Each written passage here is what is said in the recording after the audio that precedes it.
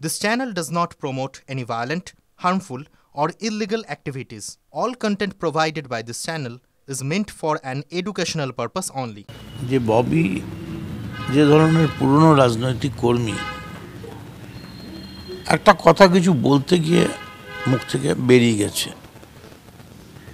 তা নাহলে ববি আদ্যপান্ত সেকুলার এবং একদিকে যেমন মসজিদে যাওয়া তেমনি আরেকদিকে পাড়ার ছেলেদের দিয়ে বড় করে অগ্রণীর পুজো করা, সবটাই ববি করে।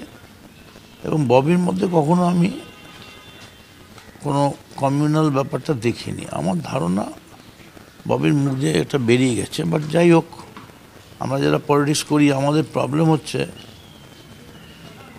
সিনেমায় কী হয়, বারবার রিটেক কাট লাইট ক্যামেরা হয়, কিন্তু আমাদের পলিটিক্স হচ্ছে যেটা মুখ থেকে বেরিয়ে গেল, মুখ থেকে বেরিয়ে গেছে। কিন্তু আমি এ ব্যাপারে বলবো বিজেপিকে, তুমি কে? ববি কি বললো না বললো সেই ব্যাপারে তৃণমূল দল যা বলার বলেছে। তুমি কে? তুমি আবার সেকুলার কথা কবে থেকে বলছো?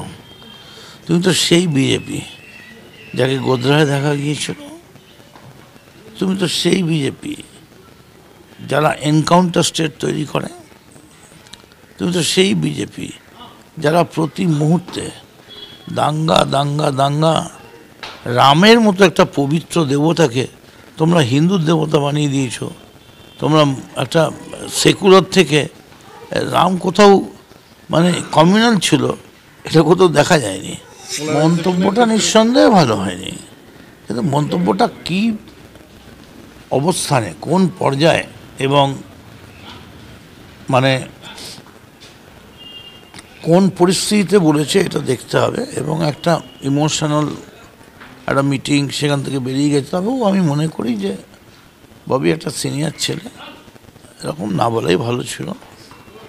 তবে এটা তো কোনো ব্যাপার নয়, একটা দুঃখ প্রকাশ করলেই সবটা মিটে যায়।